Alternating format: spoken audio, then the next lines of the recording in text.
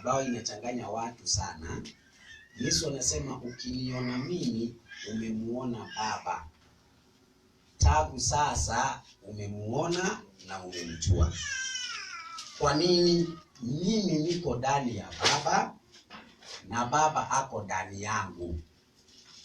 Na Yesu pia anasema kama hivyo Yesu aliye ndani ya Baba na Yesu na Baba ndani ya Yesu, na sisi pia tuwe ndani ya Yesu. Kwa hivyo sisi tuko ndani ya Yesu na Yesu ako ndani yetu, hatuwezi kuwa Yesu. Kuna sisi na kuna kuna Yesu. Kwa hivyo Yesu kusema ako ndani ya Baba na Baba ndani yake haisababishi Yesu akawa Baba. Katika hiyo 14 Yohana mstari wa 28, Yesu anasema Baba ni mkuu kuliko mimi.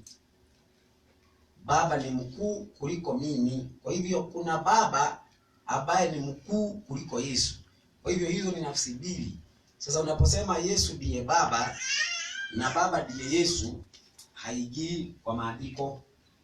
Tunapoingia katika Yohana 20:17, Yohana 20:17, tunapata Yesu anasema anafaa kwenda kwa Baba yake ambaye pia ni Baba yetu, kwa Mungu wake ambaye bado ni Mungu wetu.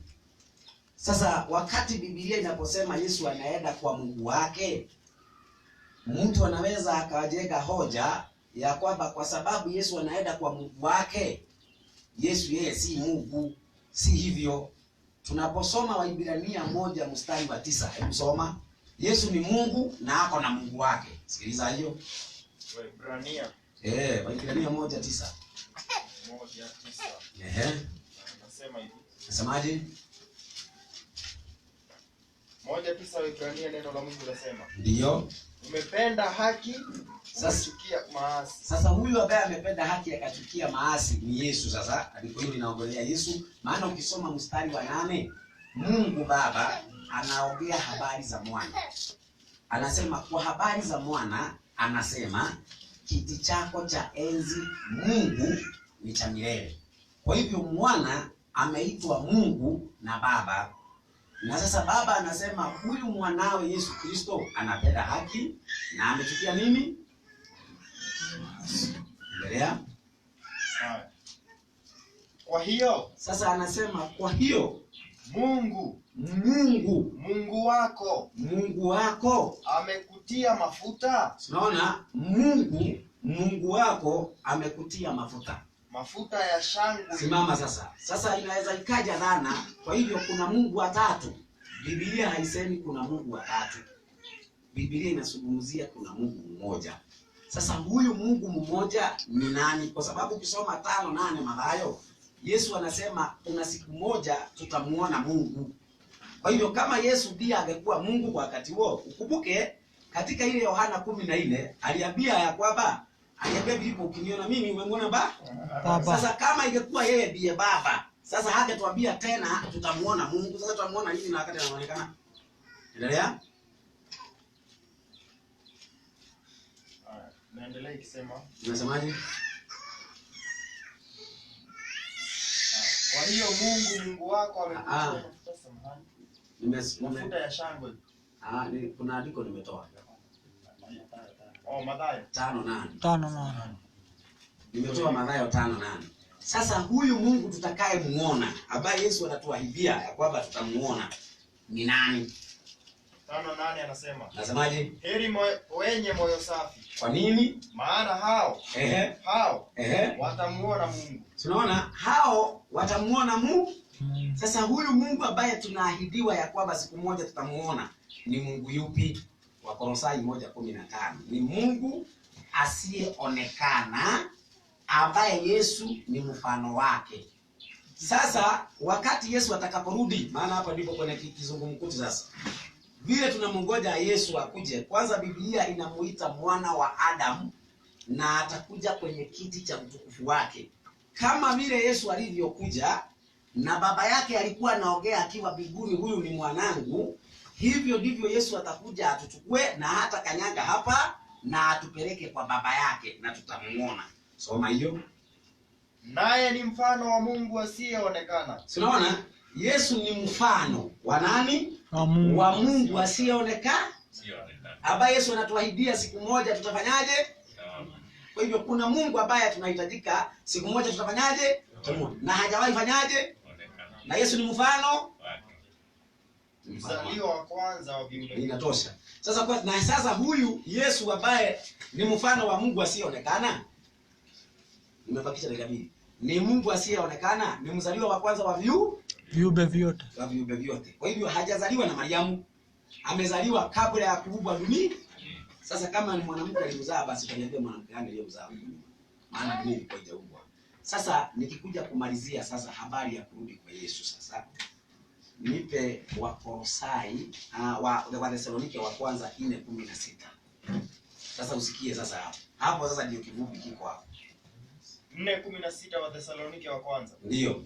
Kwa sababu Bwana mwenyewe atashuka kutoka mbinguni. Na ukisikia tu Bwana, nilisema kwamba ndani ya Biblia kuna mahali tulisoma Bwana wako. Kuna ile 110 tulisoma Zaburi. Kuna kitu kilisema Bwana wako. Kumbuka hivyo. Kwa hivyo kuita Yesu Bwana si kosa, na bado Mungu Baba kuitwa Bwana si makosa, lakini ni nafsi mbili tofauti. Sasa tunapozungumzia huyu Bwana atakayekuja, hatuzungumzii Mungu Baba. Biblia ni Yesu inazungumzia hapa. Twende pamoja na mwaliko. Na sauti ya malaika mkuu. Ndio. Na parapanda ya Mungu. Unaona? Na parapanda ya nani? Ya Mungu. Sasa kama yeye ndiye Mungu anayekuja, ni parapanda ya Mungu mwingine anakuja naye.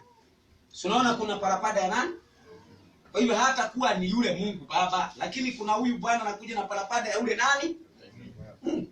Unaona Sasa nikukuja na kuja. Sasa wakati atakapokuja, Biblia katika kitabu cha Mathayo 25:31 inasema atawabagua kondoo na mbuzi. Sasa wale watakaoenda mbinguni, hao watamuona nani? Mungu. Lakini wakati tutakapofika mbinguni, viti tutapata mbili. Zakaria 6:13. Viti ni mbili. Kuna cha Yesu hapo na kuna cha baba yake hapa. Tutawaona. Zakaria 6:13. The point. Zakaria 6:13 inasema. Unasemaje? Naam. Yeye atalijenga hekalu la Bwana. Ndio. Naye atauchukua huo utukufu. Ataketi akimiliki katika kiti chake cha enzi. Ndio. Na kutakuwa na kuhani katika kiti chake cha enzi. Hapo kuna viti gapi? Kuna kiti chake cha enzi na nini? Na tena kunacho tena kiti kingine cha enzi. Kwa hivyo kuna viti gapi? Si ndio? Kwani Yesu anaangalia kalia gapi? Ya kuhani. Haya nisaidie 22:3. Unajua hapo. Hiyo. Ufunuo. Unajua utakapokuja ya kwamba hapa kuna Yesu. Kwa mfano tutasoma tu saa hii. Hapo ndio kifurukiso kulikuja. Anaweza kuwekeza kile kando hapo. Soma hiyo 3. Wala hapata kuwa na laana yoyote tena. Ndio. Na kiti cha enzi cha Mungu. Ndio. Na cha mwana kondoo. Gapi hapo? 2. Haya sawa. Mungu awabariki. Muongeze dakika pia. Angeendelea dakika 5. Amalize vizuri.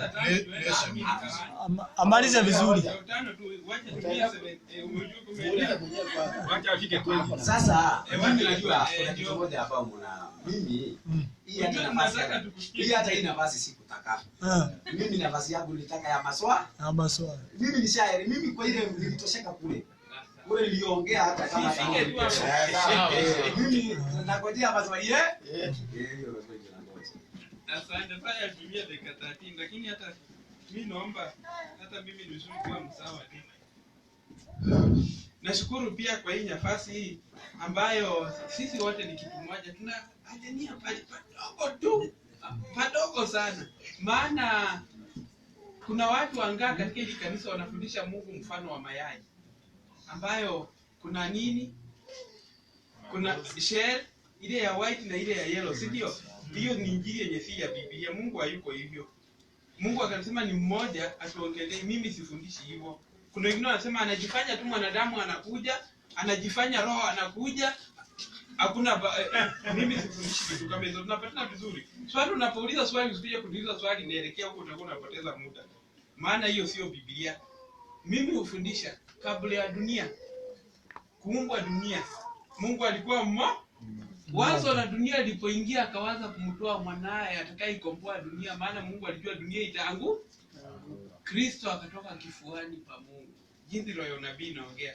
Sasa kabla ya dunia kuwepo, kulikuwa na Mungu, mwanawe Kristo na Roho Mtakatifu. Tunapatana mzuri?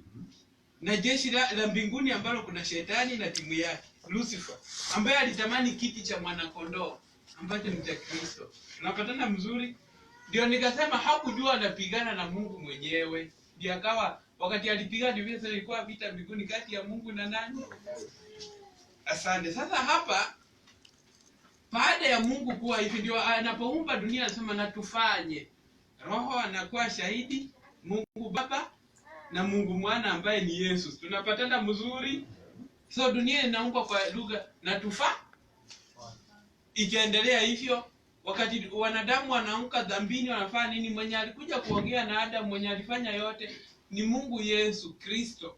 Maana Baba ukimwona haiwezekani umuone. So Kristo ndiye ametuongoza kutoa wana wa Israeli Misri, kuendelea hivyo duniani ni Kristo. Tuko pamoja? Nataka mnielewe, maana maandiko sasa ya majibu ndio ndaanza kuflow na maandiko sasa. Maana nikianza maandiko tutachelewa. Sasa hapa Kristo ameendelea paka msalaba. Wakati Biblia inasema aliishi akawa kielelezo ili atuonyeshe jinsi ya kuabudu. Mungu alitoa namna ya mwanadamu. Tunapatana mzuri? Ninaitwa 3:16 First Timothy. Mystery. Jambo la ajabu. Mungu alitoa namna ya mwanadamu. Lakini makusudi ya Mungu kutoa namna ya mwanadamu ni aishi maisha kama ya kielelezo na ubinadamu. Sasa katika hali hiyo tuna Yesu duniani ambaye ni mwanadamu. Maana hata mimi siwezi abudu Mungu kama maana atapigwa nikose Mungu.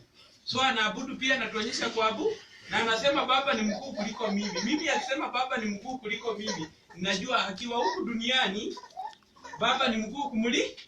Maana kuna Baba mbinguni, akipatizwa tulisikia sauti kutoka wapi? Na tukaona Roho. Si kweli? Biblia ikisema wako watatu, hata mimi ni shahidi, nilishuhudia. Tunapatana mzuri? So Yesu anakaa hapo duniani, maisha ya mwanadamu kawaida, anaishi na kuna Mungu mbinguni, anaomba na anasema utukufu tuliokuwa nawe mwanzo. Tunapatana mzuri? Hata swali lenye dienda akawaambia ukiniona mimi umemwona Baba, ukianzia John chapter 1, chapter 14 verse 1 kuendelea, walikuwa wanaongelea mambo ya kibingu. Hata iko ya huko duniani. Sasa alipopaa kwenda mbinguni, ndio penye ndugu yangu ameenda kwa Zakaria. Alipopaa kwenda mbinguni, Biblia inasema alienda akaketi mkono gani? Wa kuume. So ameketi mkono wa kuume wa nani? Ni kama ameketi na Baba ameketi. So ina maana kuna viti. Sina shida. Maana Biblia inasema ameketi mkono wa kuume, sina maana pia Baba ameketi. Si kweli? Lakini swali, kazi gani? Hiyo ndio swali sasa mimi na kikuwa. So anakuwa anatupatanisha. Roho Mtakatifu anatuongoza kutuleta kwa Mungu. Yesu anatuombea kwa Baba. Tuko pamoja? So ikawa baada ya kazi hii nayo, je, mimi hapo sasa ndio kazi yangu iko. Maana penye ninaenda, hata ukiniletea Zakaria nishaona kuna hoja dhaifu ndani. Penye tunaenda sasa kule mbele. Sasa siku ile atashuka na mawingu. Tunapatana mzuri? Maana Biblia sasa hapo ndio kuna maswali. Maana Biblia yenye tunasoma, na angalia masaa sipendi kupitisha. Biblia yenye tunasoma inafundisha Mungu ni mmoja. Israeli, kumbukeni Mungu wenu ni mmoja. Wakati Biblia inaongelea kumbukeni Mungu wenu ni mmoja, alafu sasa hapa nifundishe niseme kuna Yesu ni Mungu wa Korintho. Roho ni Mungu. Si kweli? Biblia iseme na Baba ni Mungu. Biblia iseme Mungu ni mmoja. Hapa hivi inakuwa kwangu mimi sikuelewa, haingii. Inakuwa mwaminifu kwa hali yangu. Kuelewa hilo haingii, maana Mungu mmoja ina maana ni Mungu mmoja. Sasa hapo ndio mimi hata neno Trinity ambayo limetumika, mimi nalijua Mungu mmoja katika yote, vile Kristo atarudi. Maana tutamuona mwana wa Mungu. Tukimuona mwana wa Mungu mawinguni, haiti tu mwana wa Mungu, anaitwa Alpha and Omega, mwanzo na mwisho. Maana kwa sasa mimi hiyo lugha kwangu siwezi elewa, maana Baba ndio mwanzo na mwisho. Kristo si mwanzo na mwisho. Kwa nini? Alitoka kifuani. Lakini hoja ni kwa ajili ya ukombo. Lakini anaporudi mawinguni, hizi sifa zote na hitu tu mfalme, anaitwa mfalme wa wafalme. Isaya anasema ni Baba mwenye nguvu. Tunapatana mzuri. Sasa mimi kwangu hapo pa kurithi tu jina atazaliridhi. Lakini Mungu anasema utukufu wangu sitampa mwingine. Pia hapo kuna swali, si ni kweli? Maana kusema mwingine, maana ndio akisema mwingine, maana chochote chenye alitoa, aliumba ama alifanya, haizi kipea utukufu wake. Na hata Lucifer alitoka mbinguni juu atamani utukufu wa Mungu ambao hawezi pewa. Mwenye anapewa ni Mungu mwenye. Na Isaiah 43:10 anasema kabla yangu hakukuwa na Mungu mwingine, wala baada yangu hakutakuwa mwingine. So mimi anaporudi mawinguni, ni yule Mungu sasa amerudi katika hali yake kabla ya dunia, ya kuumba dunia. Sasa akishuka na mawingu, Revelation chapter 8, mbingu inanyamaza kimya, maana Baba waabudiwa throughout. Mbingu ikinyamaza ina maana mbingu hakuna ibada. So akirudi duniani hakuna cha kinaendelea wapi? Mbinguni. So yeye anakuja duniani kuchukua watakatifu wa Yesu. Unajua tena asemi anatupeleka kwa Baba. Hapo mwalimu utaniweka sawa. Anasema nyumbani mwa Baba yangu kuna makao mengi. Nami nitakuja niwachukue kwa nani? Kwangu. Ili mahali nilipo nanyi muwe? Penye tunaenda anasema ni kwa? Tunapatana mzuri. Sasa leo ndio mnasikia kitaeleweka vizuri tu, bado niko na dakika kidogo. Sasa hapo ndio nataka tukijadili juu hapa mwalimu wetu utasimama. Sisi tumepita pale pa Mungu mayai na Mungu nafsi ya mwanadamu yenye iko na damu, nyama, sijui na roho. Sisi huko ni nasa. Sisi tuko pale pa Mungu ni mmoja. Lakini alitoka Kristo akawa ako kando, roho akawa ako kando. Jinsi roho ya unabii inafundisha. Tunapatana mzuri, ako kando independent. Bible Commentary volume 6, volume 7. Akiongelea hiyo John 14, anasema we cannot see God by external form. Maana tangu Adamu mpaka wale hakuna hata mmoja aliwashuhudia tunawashuhudia kwa kazi. Tunapatana mzuri. So tukienda mbinguni bado tu andiko hatutaona into external form. Sasa mimi hapo ndio niko ugonjwa yangu, kama una kipingi ni tibu hiyo sasa. Nikienda mbinguni naenda kutafuta nani? Mungu. Nikiona Mungu, maana mbinguni sasa wakati inaangazia sasa utakatifu wa mbinguni. Na hapo ukikuja unifunde, niko tayari kufundisha aliyeko na atakayekuja ni Kristo. Hapo bado nahitaji, kama kuna ugonjwa unaona utatibu ni tibu pande ile. Tunapatana mzuri, maana mimi najua atakayekuja na aliyeko ni Kristo. Tutakapofanya ibada mbinguni, tutafanya mbele za nani? Za Kristo, ambaye sasa si Kristo yule wa msalaba, mwenye alikuja dhaifu. Atakuwa Kristo mwenye alionekana mawinguni na ukuu wa Baba mwenyewe, maana alimkaribia Baba akachukua utukufu na mamlaka. Atashuka kama mfalme mwenye nguvu. Mwenye dhambi akimwona atafanya nini? Watakufa. Na mwenye dhambi akiona Baba anakufa. So hiyo kukufa inaashiria mwenye tunadili naye si yule wa msalaba, ni mwingine. Na ukitaka kuelewa vizuri wakati tunaongea hapa, usome Revelation chapter 1. Kristo mwenyeongelea si yule wa picha au mwenye Maria alizaa. Revelation chapter 9 ni ufunuo wa Kristo. Chapter 1 picha na mpresent tu tayari tu kumeshabadilika. Tunapatana mzuri.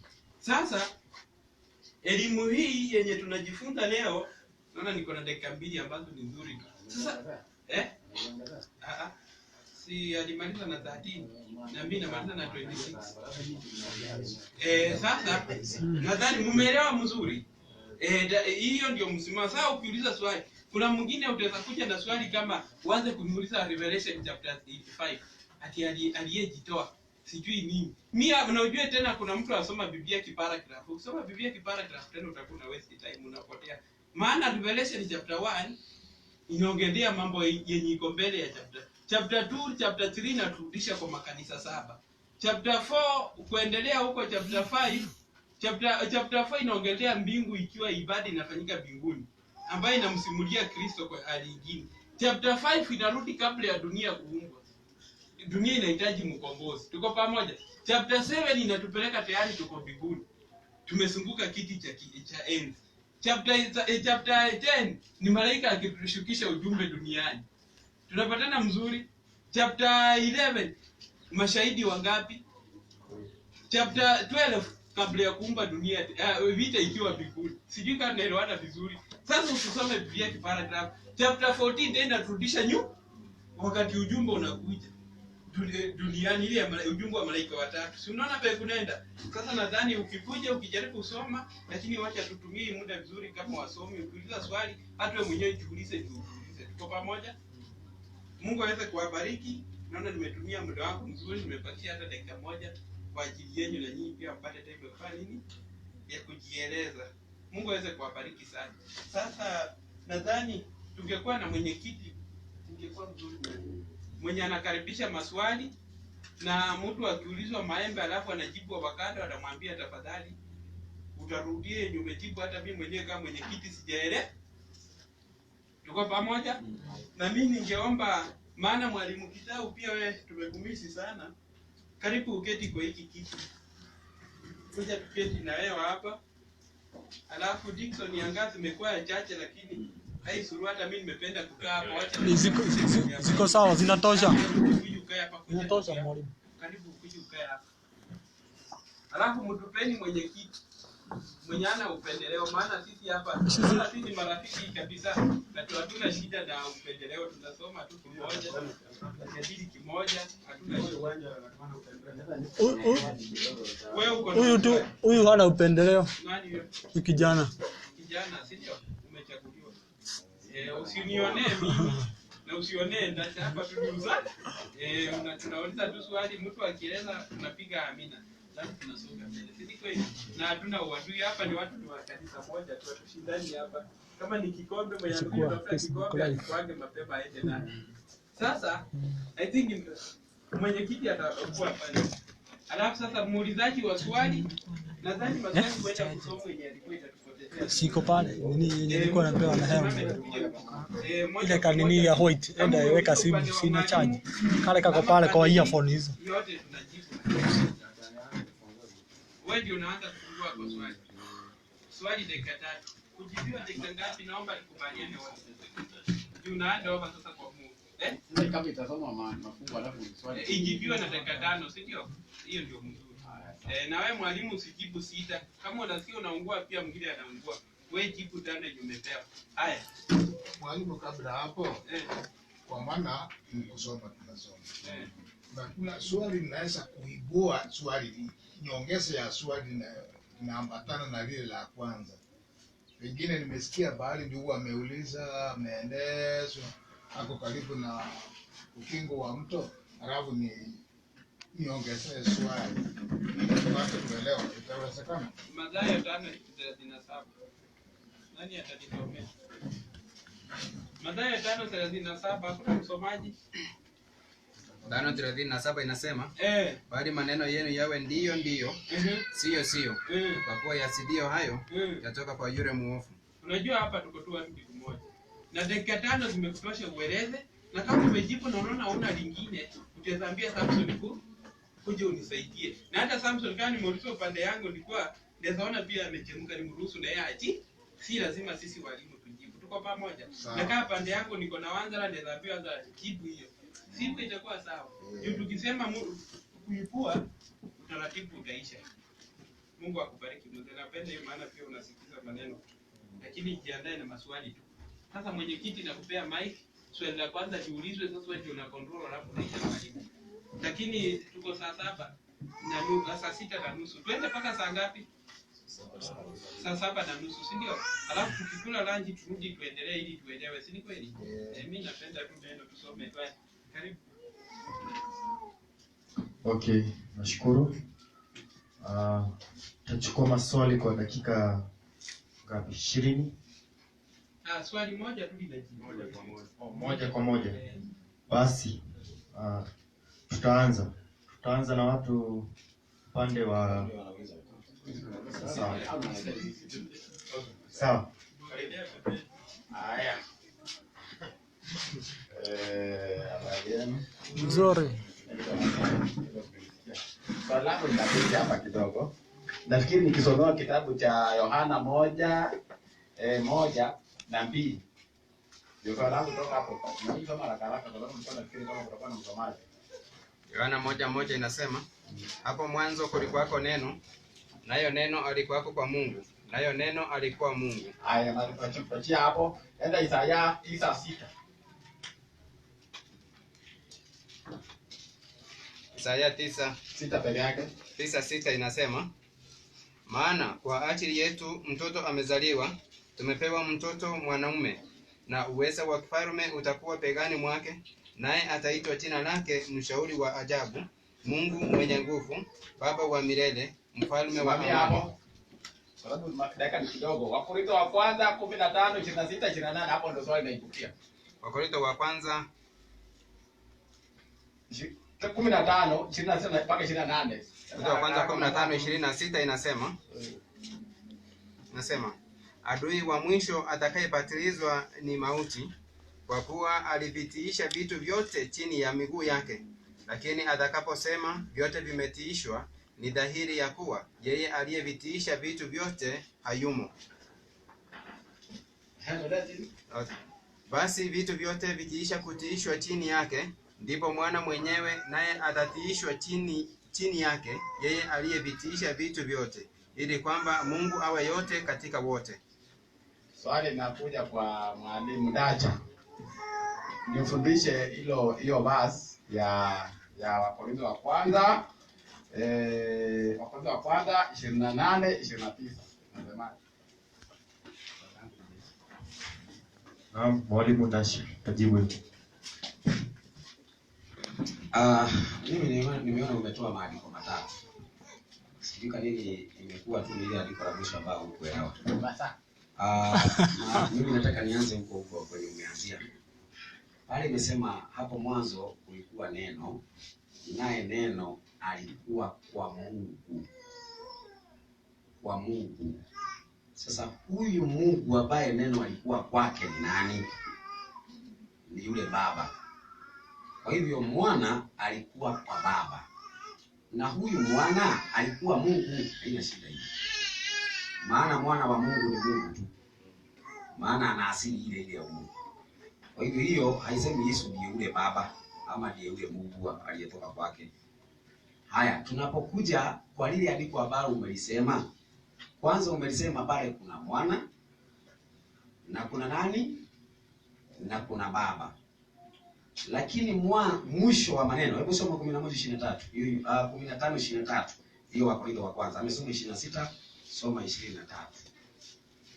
23 nasema, nasemaje? Lakini kila mmoja mahali pake, limbuko ni Kristo. Limbuko ni Kristo. Baadaye walio wake Kristo atakapokuja. Ndio. Hapo ndipo mwisho atakapompa Mungu Baba ufalme wake. Unaona?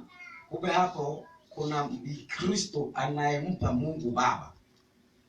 Unaona ufalme wote ambao alikuwa nao Lakini kila mmoja mahali pake, limbuko ni Kristo. Ndio. Baadaye walio wake Kristo atakapokuja. Hapo ndipo mwisho atakapompa Mungu Baba ufalme wake. Kupatilisha utawala wote na mamlaka yote na nguvu. Unaona? Kwa hivyo ili yule atakayekuwa Mungu aliye ndani ya yote na katika yote, hapo ni Kristo ama ni Mungu Baba? Kwa hiyo andiko hilo habari imesomwa, nani yule anarudisha? Ni Kristo. Sasa yule atakayekuwa Mungu ni Kristo ama ni Mungu Baba? Baba. Kristo ameenda wapi hapo? Afanyaje sisi? Naomba tujibu na Wakolosai 3:11. Kabla tuende kwa ile Wakolosai, maana kwanza ile Wakolosai haihusikani na hiyo. Ni vile tu watu wanatumia maandiko kwa kuziba bilaka. Maana pale sema hakuna Myahudi wala Myahudi. Sasa Myahudi na Myahudi mko viguru. Ama ni wakati wa mwisho. Sisi hii tunasema sisi wote ni katika Kristo. Maana mpaka katika ile Wakolosai ni Wakolosai 3 Wagalatia 3:28. Sinasema hakuna mtu mke wala mtu mume, Myahudi wala Myunani, bali zote ni moja katika, lakini zote tunaitwa katika Kristo. Ile wa Kolosai haiongelei wakati ule, lakini hii ya Wakorintho inaongelea mwili mwisho. Sasa usiunganishe ile ya Wakolosai na hiyo, hazitaingiana kabisa. Hiyo ni maandiko mawili yaliyo na mambo mawili tofauti. Haya, sasa ninapokuja kwa Shivaji. Shivaji wakati alipokuwa anaongea amesema Yesu kwa sababu amekaa. Sasa ungetuambia hapo alikuwa amekaa wakati huo. Alikuwa amekaa kwa kiti cha enzi imetaja ama ni wewe umeweka kiti hapo na maneno yako? Sasa nakutolea andiko lingine nasema amesimama. Sasa amekaa. Nisaidie sasa 56 Matendo. Sasa anasema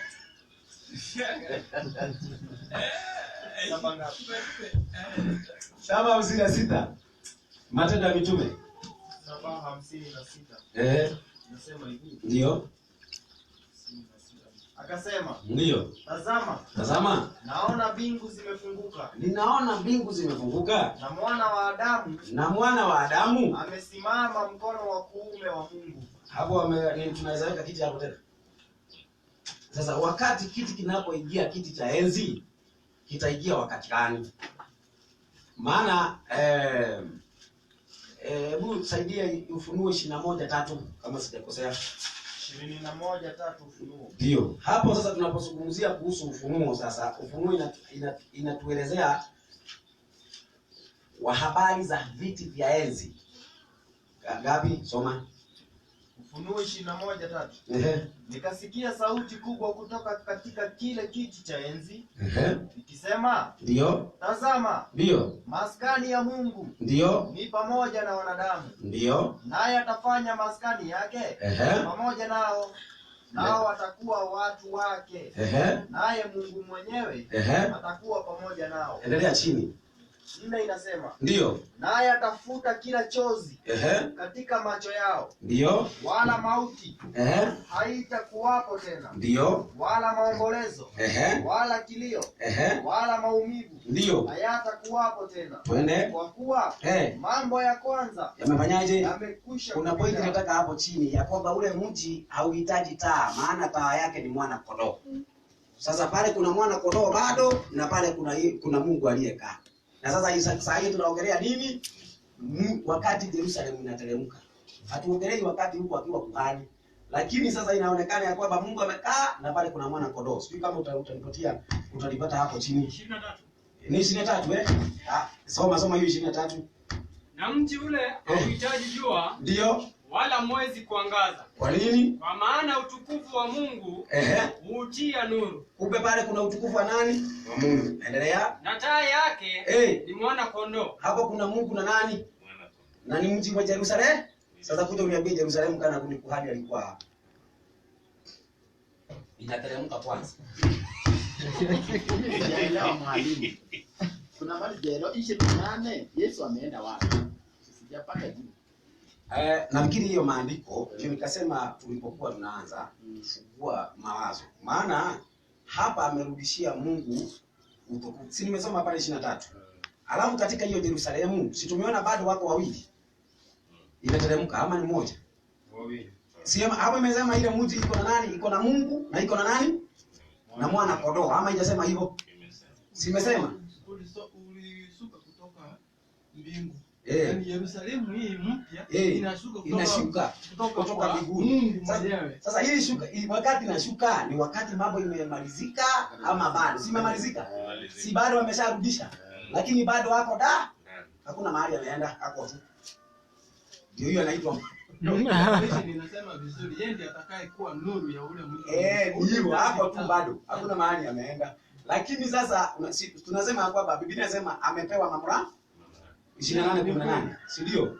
Lakini wakati sasa ule atakuwa na mamlaka gani? Maana Mungu wako hapo. Si tutakuwa na Mungu na anakuwa Mungu ni yote katika yote. Kuna kanyongeza kidogo sifa. Ndugu yangu aliposema kuna sehemu hakumalizia. Yohana 1:1 hakutaka isomwe yote. Kwa nini hukutaka isomwe? Sio nataka niwe kwa sababu ya dakika 3. Soma yote. Mtanipenda dakika 3. Ni sawa tu hata isikuwe na dakika 3. Nafikiri mtu anasimama anauliza wakati kama wajini, lakini tuelewane. Usikuje kutakimbia ati nilikuwa na haya. Ile kitu nahitajika kujua ukisimama hapo, nahitajika uachie wengine. Kwa hivyo enda sisi kwenye swali yako direct. Isubiri. Swali langu lilikuwa linakuja, hoja yangu ilikuwa inakuja hivi. Kwa sababu mwanzo kulikuwa na Mungu ambaye alitoka ndani Kristo. Tukaona katikati Mungu anafanya kazi ya ukombozi na kuwapatanisha watu. Tunaona mwisho Mungu anarudi katika yote. Anakuwa Mungu mmoja ambaye anatawala dunia. Hapo sasa ndio swali langu lilikuja nikaibukia katika 28 kitabu ni cha Wakorintho wa kwanza. Nikisema huyu sasa amekuwa mmoja ndani ya moja ambaye ni Yesu Kristo, Mungu Baba, Mungu mbingu na dunia. Hapo sasa ndio maana yangu ilikuwa. Tena hiyo kabisa hiyo nini? Kabisa hiyo nini? Haya. Tena hiyo Mungu mmoja ni Yesu Kristo ni wewe unaweka. Hakuna mahali maandiko yamesema hivyo. Ni wewe umeweka hapo. Pale imesema Mungu atakuwa yote katika yote. Sasa Yesu Kristo umetoa wapi? Andiko halijataja Yesu. Maandiko inataja Yesu na tena inaweka wazi Mungu. Sasa lile andiko ulisema ya kwamba hapo mwanzo kulikuwa na neno. Naye neno alikuwa kwa Mungu. Sasa huyo Mungu ndio unatakikana uniambie huyo ni nani? Unaona Sisi tumepata katika 10 nasema huyo Mungu ndiye alikuwa Kristo. Oh, sasa hapo ndio shida. Sasa hiyo ndio iko na sifaji. Anasema sasa. Unaona sifaji Sasa unajua ngoja kidogo. Unajua ile kitu nimeona tunazungumzia mandabili kwa mbio. Sifaji alisimama hapa akasema kuna Baba na kuna nani na kuna Kristo. Lakini sasa wewe umeunganisha Kristo awe Baba. Sasa ni mtendana gani tutajadili? Turudi kwa hiyo. Utofautisha. Tuweke sawa. Sasa ujue hapa mpaka saa hii tunakubaliana wanda na kuna Baba na kuna Kristo. Lakini ile neno, ile mwanzo, ile kwa kitu kidogo maana huyu mwanafunzi wako. Pale moyo wake moja ni Yesu ndiye Baba. Mwanzo moja. Hapo mwanzo kulikuwa neno. Neno alikuwa kwa Mungu na alikuwa Mungu. Ni Yesu ni Baba. Hapa hivi pale mwanzo kulikuwa na neno. Naye neno alikuwa kwa Mungu. Naye neno alikuwa nani? Sasa swali alikuwa Mungu, si ndio? Sasa huyu ambaye neno alikuwa Mungu ndiye Baba. Sasa swali yenye itaibuka kwako hapo, alikuwa Mungu. Huyu neno alikuwa Mungu, alifanyika nini? Basi sasa kumbe wewe uko kwa hiyo kitu bado tu. Naomba tu kitu moja nipe Sibaki wakati. Sasa hiyo ni swali yangu, acha ongea. Swali. Sikuulize swali. Kuna kitu moja nataka. Utatu wa Mungu umekuja kwa sababu ya ukombozi. Angalia vizuri. Wakati Mungu anaumba hakujaonekana kwamba kulikuwa na shida ya ukombozi, ndio Mungu mwana akue na roho akue watatu. Ukiangalia Biblia sasa mimi nasema hivi, tunapozungumzia mwanzo, si mumbaji. Mimi naomba unipe ngoja kidogo. Tunajibu na dakika ngapi? Naomba mnipe kama muda kiasi hapa nitaweza. Chukua muda. Naomba hivi nitoe maandiko matatu. Haya maandiko matatu mimi niyazungumzie, sitaongeza. Na ninataka nitoe hiyo ya yule mwanzo neno ni yule Mungu Baba. Hiyo si hivyo. Tunaposema ya kwamba Yesu ni Mungu, hakukuwa Mungu kwa sababu ya kukuja hapa duniani. Alikuwa Mungu hata kabla dunia haijaumbwa. Tuko pamoja Sasa nisomee kitabu cha Mwanzo 1:26. Na hapa niko bado na swali kwenu. Mimi pale nasema roho wangu kuwepo hapo. Kwa hiyo sita. Na sasa kama alikuwepo, mimi naomba mtu mmoja akuje nitolea andiko. Roho ni mfano wa Mungu.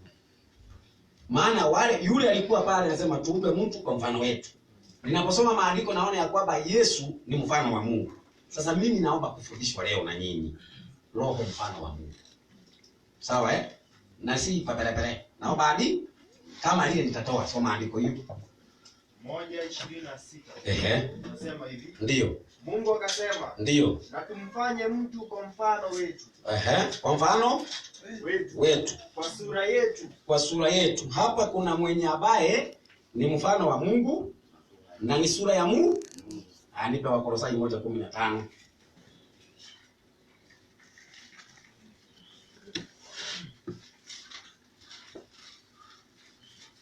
Wakolosai 1:15. Ndio. Nasema, Ehe. naye ni mfano wa Mungu asiyeonekana. Ndio. Mzaliwa wa kwanza wa viumbe vyote. Biblia inasema pale mfanye mtu kwa mfano, kwa sura. Hapo andiko limesema Kristo ni mfano wa nani? Wa Mungu. Kwa hiyo alikuweko hapo. Si ndio? Aya, nipe Wakorintho wa 2:4. Si nimesema sura yetu? Asoma. Wakorintho wa 2. 4:4. Nasema hivi. Ndio. 4:4. Ehe. Bata mwalimu. Nasema. Ndio. Ambao ndani yao Mungu wa dunia hii amepofusha fikra zao. Ndio. Wasioamini. Isiwazukie nuru ya Injili ya nani? Ya utukufu wake Kristo aliye sura yake Mungu. Kwa hivyo Kristo ni sura ya Mungu na ni mfano. Na Biblia inasema tumfanye mtu kwa mfano na sura. Kwa hivyo Mungu Baba alikuwa na mwanawe wale wakiumba. Na ndipo katika ile Methali 8:22 anasema nilizaliwa kabla ya kuwekwa misingi ya dunia na nilikuwa nimezaliwa tayari. Kwa hivyo bado Yesu alikuwa mwana wa Mungu aliye na asili ya Mungu. Maana ametokana na yeye. Yaani tuseme ni kama familia ya kiungu sasa. Kwa mfano sasa wewe mimi Ndasha si niko na kijana. Kijana yangu ni kuku ama mwanadamu? Mwanadamu. Kwa sababu mimi ni nani? Mwanadamu. Kwa hivyo mimi na mtoto yangu tuna asili moja. Lakini nafsi yangu na yeye ni gani mzee? Ni yako. Sasa mimi na yeye tuko mwili mmoja. Na yeye ametoka ndani ya? Ni hivyo ilivyo. Sasa kwa sababu Yesu ametoka ndani ya Mungu kama alivyokubali Sifachi. Si alikubali alitoka kwenye kifua cha Mungu. Basi alitoka akiwa na asili ya nani? Kwa hivyo Biblia ikisema hapo mwanzo kulikuwa neno, naye neno alikuwa Mungu, ina makosa gani? Hata tusiende mbali. Kabla Rusi akose mbinguni kuna kitu hapa inasema tuangalie vizuri. Rusi alikuwa nadhani hiki mwenye kiti hapa. Tunaoja ungehitaji tusoe lakini alafu kuna kitu moja nataka ni wapende kwa utaratibu wa kuzungumza. Unaona usikie nimeongea kitu alafu unataka saa hiyo tu uongee. Itatufua. Mnahitajika mjue mimi niongee. Nikishaongea nikikaa sasa unachukua mkono hapo. Mwenye kiti nakwambia, okay. Sasa wewe unaongea na wengine wanyamaza kabisa. Ndio zamu kwa zamu. Sasa mwingine ananyamaza. Haya, huyu mwingine anachukua tunamsikiliza. Akishamaliza na mtu asiongee tena sana. Hata mimi nataka nimalizie tu hapo, mwenye ameelewa. Na mwenye hajaelewa bado ataeleweshwa tu baadaye. Sasa mimi nitasimamia hapo, hiyo ndio jibu yangu. Sasa wewe mwenyekiti, umeitwa mwenyekiti kwa sababu unaongoza. Sasa mtu mwenye anauliza swali unasema ni huyu. Mwenye anajibu ni huyu. Huyu akishamaliza kujibu unapea mwingine swali na anauliza nani? Anasema nauliza huyu. Huyu akimaliza kujibu hivyo ndio na utaratibu tusifunganishe. Wakati tunafanya ujue tunasema time. Na mimi najua mimi hata ukiniambia hakuna time nitachemuka na hiyo mic. So tafadhali tu mimi naomba tu. Hata ukiona mwalimu kitao pengine hakuwa apewe hiyo dakika 10 sisi tubaki 5 ili tu maintain time. Juu pasipo time kila mtu ataanza kuchemuka. Akina Apollo ni wengi. Sasa tukiwa na time tupangeje? Maana naona tulisema tunatoka saa 7:30, si ndio? Sasa si tupande basi muda. Hao walimu wawili hao walimu wape kila mtu dakika 10. Na dakika 10. Basi dakika 20 basi. Wacha tuanze na kitabu. Okay. Bali tutunze muda basi. Mwalimu Getao. Yuko na microphone, angalia muda unasema imeisha. Sawa. Taanza na mwalimu Getao. Saini saa ngapi?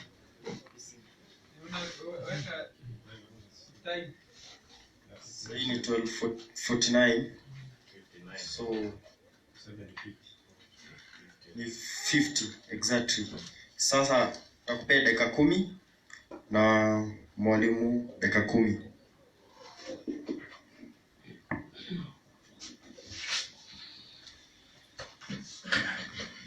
Okay, asante sana na wasalimu katika jina la Bwana. Bwana atukuzwe. Amen. Happy Sabbath. Happy day.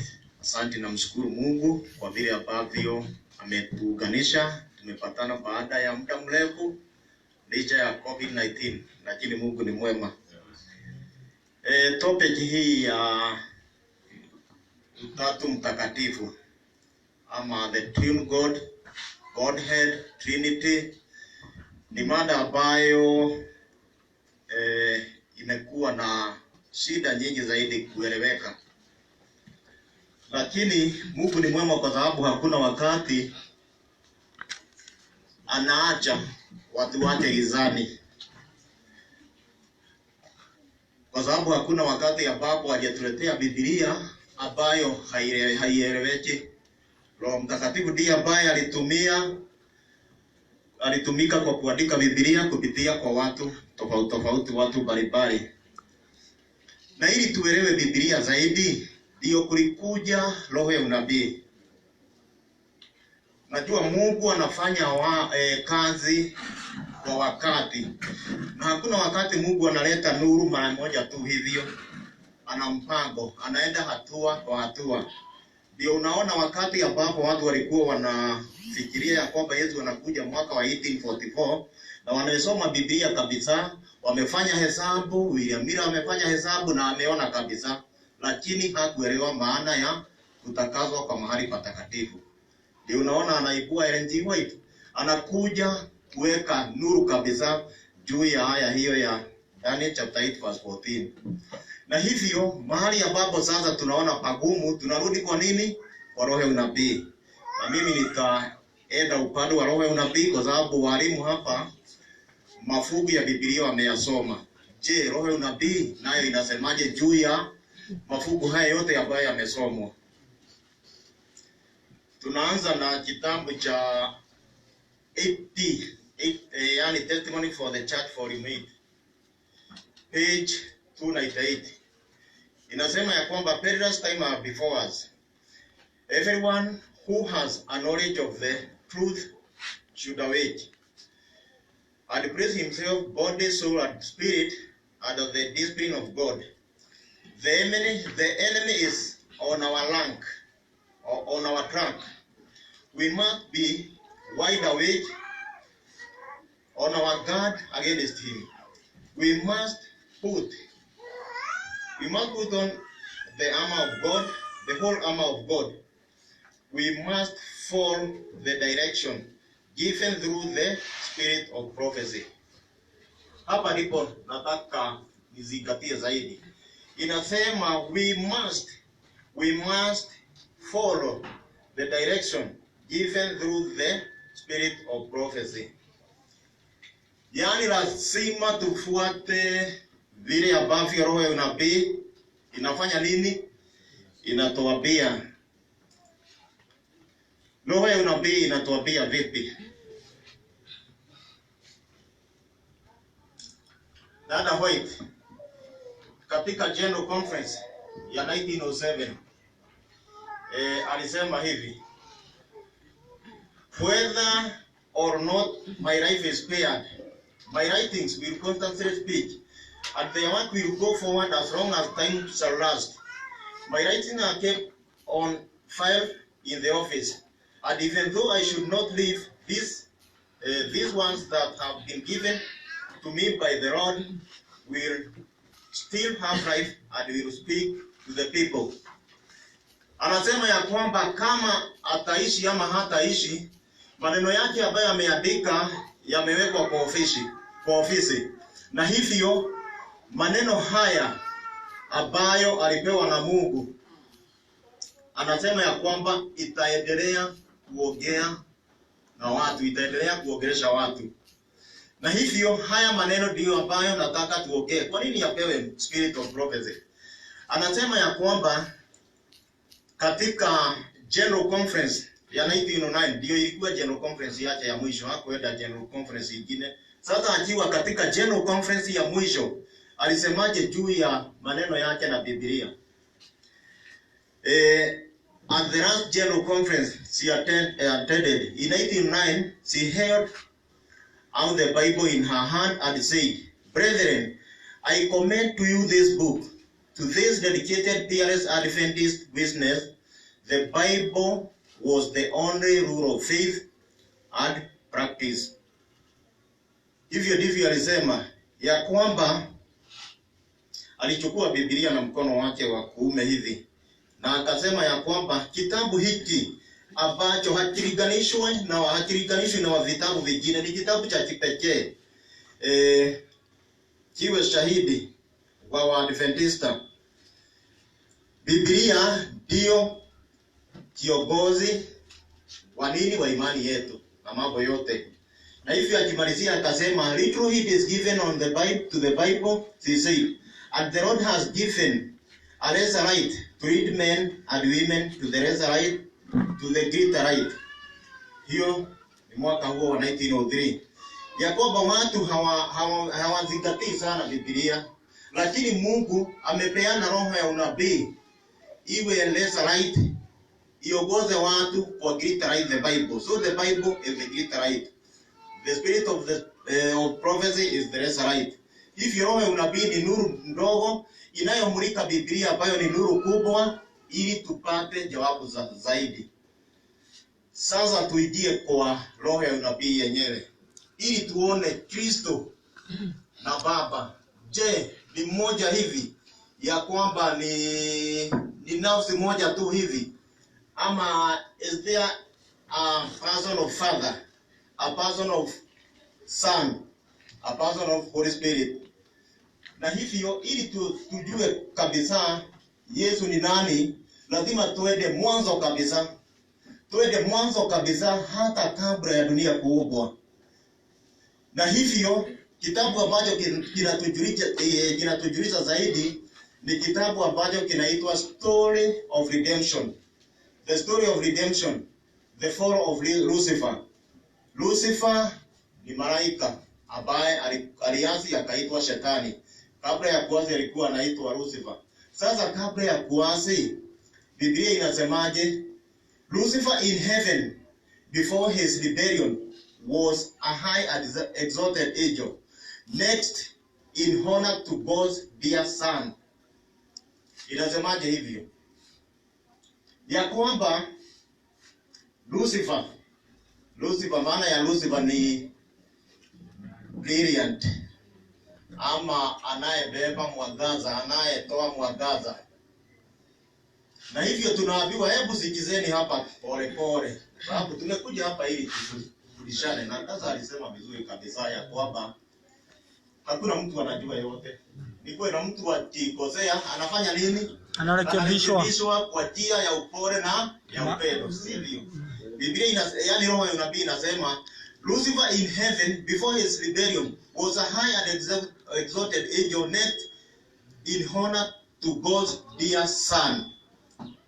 Ya kwamba Lucifer kabla ya kuasi alikuwa malaika ambaye alikuwa ametukuzwa zaidi, na alikuwa karibu na mwana wa Mungu.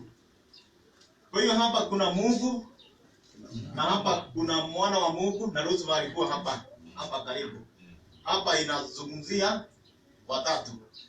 Ya kwamba kuna Mungu, kuna mwana wa Mungu, na kuna nani? Na kuna Lucifer. Lucifer hapo hapa. Hebu usikie. Hii ndio itatoa jawabu yote nzuri kabisa ili msikie. Na tujue kwa nini mpaka Lucifer aliasi. Kwa hiyo alipo nini Biblia roho ya unabii inasema ya kwamba vipi? A special light beamed in his countenance that shone around him. Wacha niende direct to point. Inasema ya kwamba a special light beamed in his countenance that shone around him, bright and more beautiful than around the other angels. Yet Christ, God dear Son, had the preeminence over all the angelic host. Ya kwamba Yesu mwana wa Mungu alikuwa wa kwanza kabla ya malaika. Kwa hiyo alikuwa kabla hata malaika walipoumbwa, Yesu alikuwa. Na inasema ya kwamba Lucifer was envious of Christ and gradually assumed command which devolved on Christ alone. Unaona, Lucifer akawa na wivu na Kristo, na hivyo akaanza alikuwa anataka kunyakua mamlaka ambayo alikuwa na Kristo. Na hivyo Mungu akafanya nini? Akaita malaika wote mbinguni, Sasa hapa ndipo pana jawabu ile ya kweli kabisa. Inasema the greater creator assembled the heavenly host. The greater creator ni Mungu mwenyewe, Mungu Baba. Akakusanya malaika wote wa mbinguni, jeshi lote la mbinguni, that he might in the presence of all the angels confer special honor upon his son. Akafanya nini? Mungu akaita jeshi lote la mbinguni, malaika, ili afanye nini? Ili aonyeshe heshima kubwa kabisa, adhibitishe heshima kubwa kabisa ile ambayo ina mtoto wake. Mungu amewaita, amewakusanya. Sasa anataka kuonyesha mwana wake heshima yake ni kiasi gani kwa ajili ya huyu Lucifer, kwa sababu anataka mamlaka ya mwana wa Mungu. Na inasemaje? Inasema ya kwamba the son was seated on the throne with the father. The son was seated on the throne with the father. Tutafsiri hapo. The son was seated. Huyu ni mwana wa Mungu, amekaa katika kiti cha enzi na baba yake. He was seated with his father. Ni kiti kimoja, wamekaa pamoja. Kiti kubwa. Wamekaa pamoja na baba. Huyu ni baba na huyu ni mwana, wamekaa pamoja. Malaika nao wote wamewazunguka. Ni roho ya unabii ambayo inatupa mafungu yote ambayo tunasoma. Sasa tunapewa nuru na hii. Tumeomba aendelee kidogo afundishe. Wacha muda wake ishi hapo, wewe mwingine asimame, akimaliza waongezewe wote. Uwe na matatizo. Lakini mwalimu, unajua hii anafundisha ni elimu ngeni sana kwa wengine ambao tulijua hiyo elimu ya unabii. Si mungemuongeza. Ndiposa tunasema hivi. Tuta connect kwa sababu mafunzo mengine yatakuja na kutuweka. Tutatupa bao. Tunaomba kama wananchi aongezwe. Tusimukate.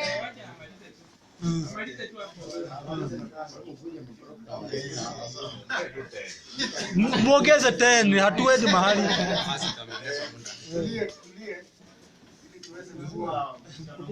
Okay, asante. Asante, ili fungu hili lisiwe na nini, mafungu ya Biblia yasiwe na shida.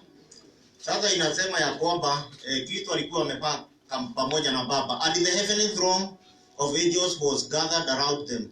The Father then made known that it was ordained by himself that Christ. Baba akasasa anajulisha malaika wote, sasa anawajulisha mambo ya mwana. Anasema nini? The Father then made known that it was ordained by himself that Christ his son should be equal with himself. Bwana atukuzwe. Amen. Ya kwamba Baba akajulisha ya kwamba Kristo mwana wake ni yeye Baba amemfanya awe sawasawa na yeye. Kwa hiyo wakati ambapo tunaposoma mafuku ya Biblia ambayo yanasema Kristo ni Mungu, kumbe ni Baba alimfanya Kristo awe sawasawa na nani? Na yeye, awe sawasawa na yeye. Na si hivyo tu, akasemaje? Inasemaje?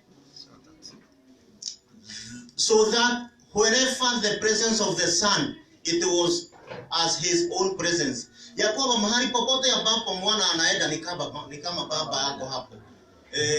Mahali popote ambapo mwana anaenda ni baba anafanya nini? Anaonekana, lakini baba ako wapi? Ako mbinguni. Hivyo amempa utukufu wote ambao ulikuwa na baba, ameupa mwana wake. Ili mwana mahali popote anapoenda ni kama nani?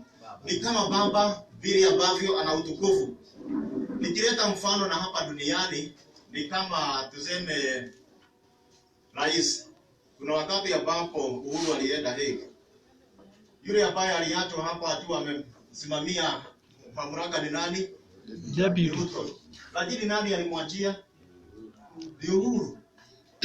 Hivyo ndiye ambaye alikuwa anasimamia Kenya nzima. Lakini kuna yule ambaye ni rais hapo. Hivyo Mungu mwenyewe alimpa Yesu mamlaka yote. Na anasema ya kwamba the word of the Son was to be obeyed as readily as the word of the Father. ya kwamba neno lote ambalo Kristo anasema ni kama Baba anafanya nini? Anasema ni kama Baba anasema. Na inasema ya kwamba his son he had invested with authority to command the heavenly host. Alikuwa amempa mamlaka yote ili aendelee kufanya nini? Kutawala jeshi la mbinguni lote, malaika wote. Endelea baadaye. Ule mwalimu baada dakika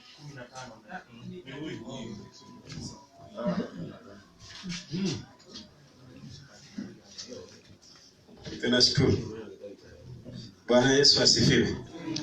Tunashukuru mwalimu Kitao, maana ameleta picha nyingine ambayo kwangu mimi nimepata hoja. Nashukuru mwalimu Ndacha.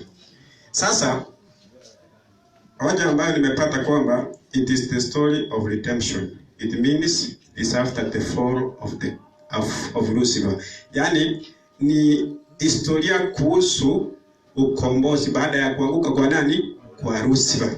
Ndio tunapatiwa historia. Sasa ninataka nimulike kabla ya kuanguka. Hapa mna mtihani.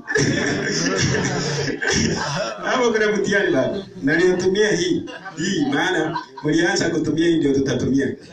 Ieleweke. Sasa nitaingia kwa kitabu kinaitwa Evangelism.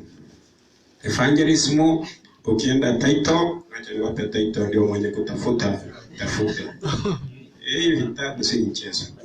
Inaitwa Misinterpretation of the Godhead. Yani kuchanganya, kuharibu.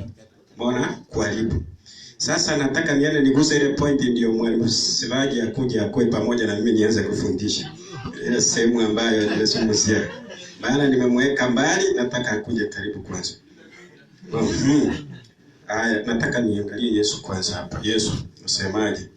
Inasema ukienda hiyo paragraph ya chini iko under from everlasting. From everlasting. Unajua everlasting? Unajua unaweza kwa kuniambia ni pale from everlasting. Sikia vile anasema. Enda paragraph ya pili. Inasema hivi. Inasema the word was with God and the word was God. Before men or angels were created, the word was with God and it was God. Sasa point ndio hii hapa chini inasema the word was with God and it was God. The existence of Christ before his incarnation is not measured by figure. Yani Yesu kabla hajafanyika mwili haifanyi nini? Aina ya hesabu, wewe ukahesabu. Wacha tumchunguze chini kidogo.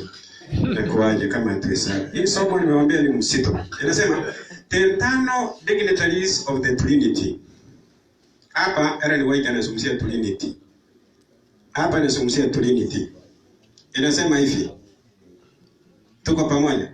Hapa inazungumzia kwamba the internal dignitary of the Trinity. Yaani Trinity ni kitu ya ndani, si ya nje tunaweza angalia hivi tukaona inakata. Inasema it is the internal. Sasa anazungumzia the Trinity ambayo mwalimu Ndaja hajakubaliana na Trinity. Kama unakubaliana vitabu iko ndani. Sasa utaingia na wewe. Hapa inasema we need to realize that the Holy Spirit nimekuja personal. Swali lile la Holy Spirit baadaye. The internal heavenly dignitary, God and the Christ and the Holy Spirit. Wako ngapi hao? Watatu. Nimesema watatu. Wacha niangalie Yesu peke yake kwanza, maana hapo ndio tunamtiani. Tunamtiani kwa Yesu. Anaitwa self existence. Yaani yeye na kuumbwa mtiani. Ako tu. Ako. Ndio maana anasema mimi niko. Sasa hapa ndio the pre-existence, self-existence son of God. Yaani amekuwa yeye ni mtoto wa Mungu lakini yako hajaumbwa, is not created. Ndio maana anasema mimi ni Alpha na Omega. Anasema Christ is the pre-existent, self-existent son of God. In speaking of his pre-existent, Christ carries the mind back through dateless ages. Amesaliwa huyo. Ana tarehe. Ana huyo ana. Sasa hapa ndio mnamtiani. Tunazungumzia mwenye hana mwanzo ana mwisho. Hajasaliwa is self existence. Watu tumezoea self Ile nyumba inaitwa self contained. Yaani hiyo imejitosheleza tu. Haihitaji uongeze room nyingine. Sasa tumuangalie, maana nimesoma hiyo sehemu vizuri. Wakati ambapo sasa shetani ameanguka, ukisoma hiyo the story of redemption, kuna ukurasa nilitaka nisome lakini kwa sababu ya wakati. Mungu aliona kwamba shetani atakuja kufanyaje? Kuanguka, na wanadamu watafanyaje? Wataanguka. Ndio alikuja kuleta mchoro, hii picha ambayo tunaona ya utatu. Ndio tunaona ya utatu. Mwanzo huko tulifundisha kwamba Mungu ni nani? Mmoja. Mungu ni mmoja.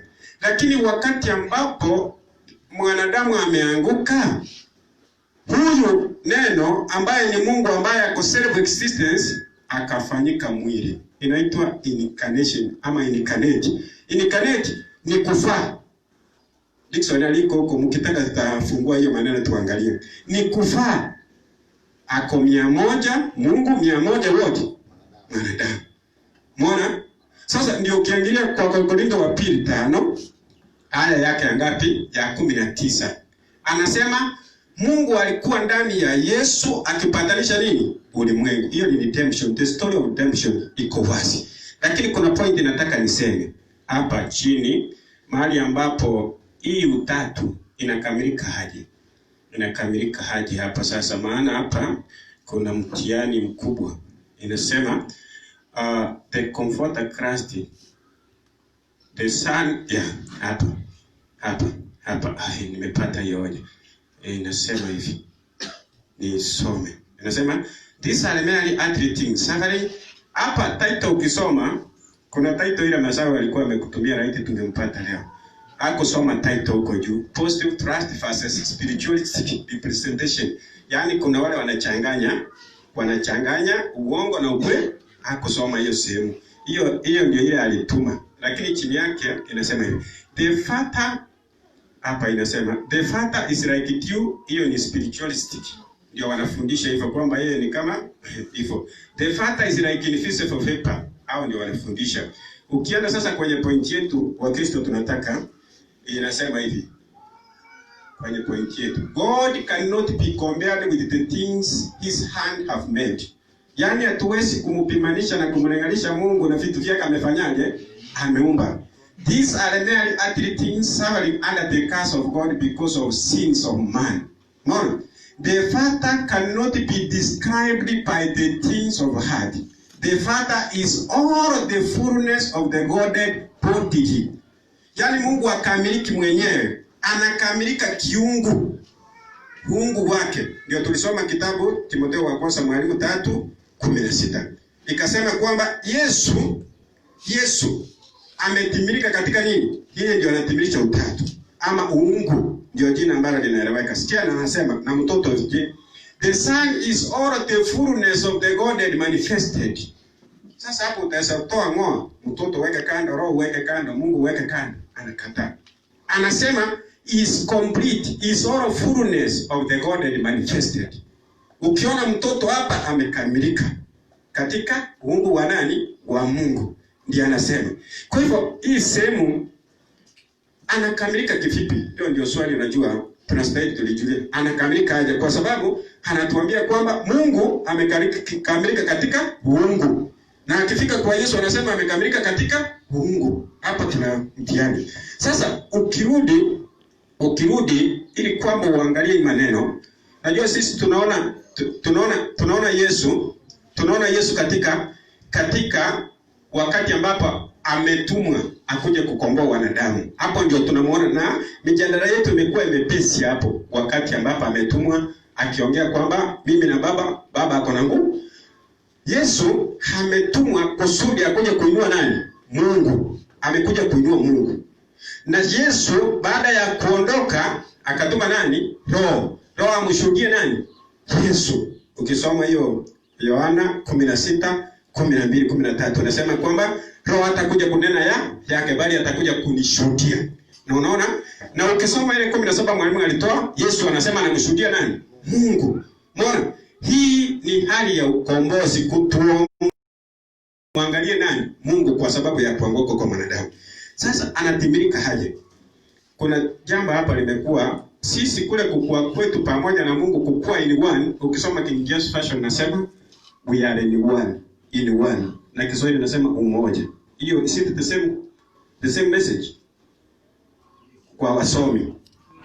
Inaposema tuko mimi na wewe tuko pamoja. Mmoja. Pamoja na mmoja ni vitu mbili tofauti. Kwa sababu King James Version inasema we are in one. We are in one. Kukua in one ni aje? In one ni kusema ya kwamba tuko kwa kitu kimoja. Hivi chai na maziwa, chai na maji na sukari, iko in one kama iko pamoja? No. Kiswahili rahisi. Iko pamoja. Asante. Naleta kwa mwalimu wangu akuje karibu pamoja na mimi. Yaani ni kwamba kulingana na Biblia jinsi ambavyo inatuonyesha Yesu kabla ya kuanguka kwa mwanadamu ni tofauti na kabla na baada ya kuanguka. Hiyo kitu ndio tunastahili tuelewe. Hatujakataa Yesu mwana wa Mungu. Hiyo tunakubali 100%. Umeona? Lakini Biblia ituambia kwamba haliumbwa. Inakataa. Inasema self existent. Amekuwa hajaumbwa. Sisi kipindi ambacho tunamuona akiumbwa ni wakati mwanadamu amefanyaje? Ameanguka. Lakini ukisoma the story of redemption inatuonyesha kwamba kuna kipindi wangefanyaje? Wangeanguka. Kwa hivyo hii ilikuwa mpango wa ukombozi. Umeona? Hiyo ndio sehemu yangu ya mwisho ili nikae nikienda kitabu cha Desire of Ages, God with us. God with us ndio title. Ukisoma hicho kitabu ina mambo mengine makubwa hapa. God with us. God with us inasemaje? God with us na inasema. Ndio maana ukisoma hii Ellen White anasema this is mystery. To understand God is mystery. Maana Mungu is invisible. Yesu is invisible. Inakuwa ni mtihani hapa.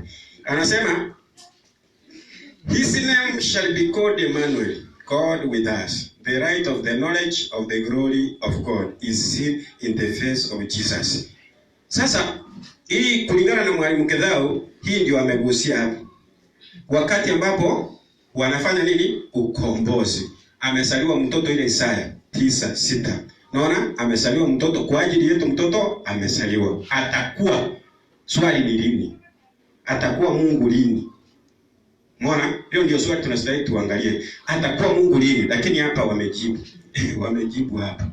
Wamejibu ile vitabu ni nyingi sana. Tufundisha hapa.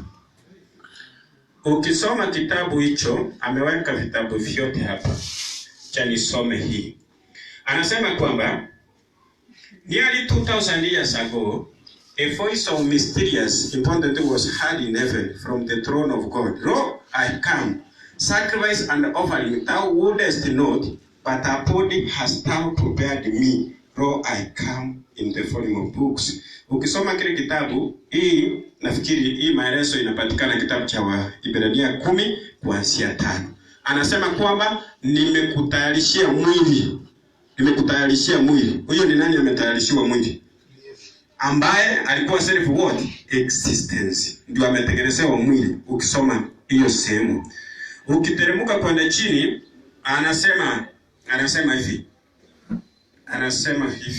Ukiteremka chini.